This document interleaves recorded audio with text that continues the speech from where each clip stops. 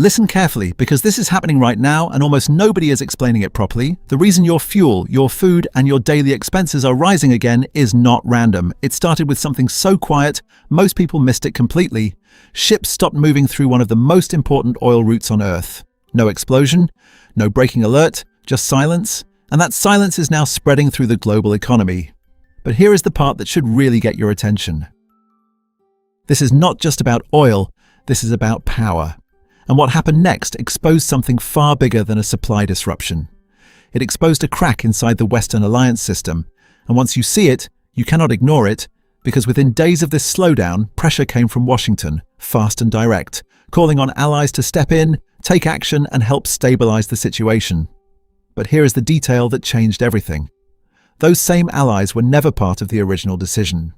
No consultation, no shared planning, no unified strategy, just a sudden expectation to deal with the consequences. And this is where the story flips, because instead of hesitation, instead of delay, countries responded with something much stronger. They responded with a clear and public no, and what you are about to hear is exactly why that happened. Germany questioned the entire logic of the request, pointing out the gap between what was being asked and what was actually realistic.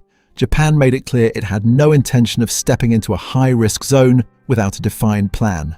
Australia rejected involvement outright, Italy pushed back against escalation, and across Europe the message was consistent. There was no appetite to go further. Now watch this, because this is the moment that changed everything. The United Kingdom stepped forward and made it official. It would not be pulled into a wider conflict, and this would not become a NATO-led operation. And just like that, the pattern was complete. Not one major ally stepped forward, not one. And that is when this stopped being a situation and became a signal, because this was not coordination. This was alignment without coordination. Different countries, same conclusion, and that only happens when something deeper is shifting. But here is the part almost nobody is talking about, and this is where it gets even more interesting. While all of this was happening publicly, another strategy was unfolding quietly in the background, moving in the exact opposite direction. Instead of pressure, it focused on presence. Instead of demands, it focused on relationships.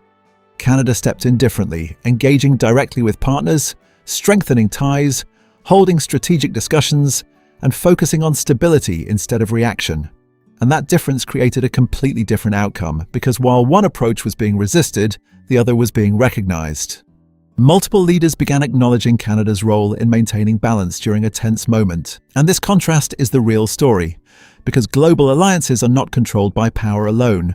They are built on trust, timing, and whether countries feel included before decisions are made, not after.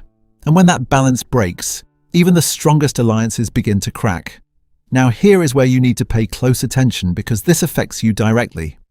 When a major oil route slows down, prices go up. That part is obvious, but what is not obvious is what happens next. Because the long-term impact is not decided by the disruption, it is decided by how countries respond to each other under pressure. And what we just saw was not unity, it was separation. And once that happens publicly, it changes future decisions in ways most people never see, because moments like this leave a memory. And in global politics, memory is power. The next time a crisis happens, every country involved will remember exactly what happened here. Who stepped forward, who stepped back, and who chose a completely different path. And that memory will shape decisions before the next crisis even begins. Right now, markets are watching, governments are recalculating, and alliances are quietly adjusting behind closed doors. And this is where everything shifts, because what we are seeing is not just a disruption, it is a change in the rules. The old assumption was simple: act first and allies follow. But what just happened? Challenges that completely, because now the signal is different. Act alone and you may stand alone, and that shift has consequences far beyond this moment, because once alignment weakens, rebuilding it is slow, difficult, and uncertain. Trust does not come back instantly.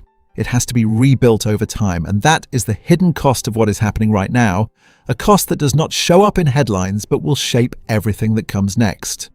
So while most people are focused on oil prices and short-term impact, the bigger story is already unfolding. Alliances are being tested, leadership is being compared, and the balance of cooperation is quietly changing. And here is the final point you need to think about. This moment is not ending, it is setting a precedent. The real question is what happens next. Do countries move closer together after this or further apart? Because that answer will define the next crisis before it even begins. And if you have watched this far, then you are already ahead of most people. So tell me in the comments, do you think global alliances are getting stronger or starting to break apart? Because the answer to that question is exactly where the world is heading next. If you found this video helpful, please like the video and subscribe to the channel.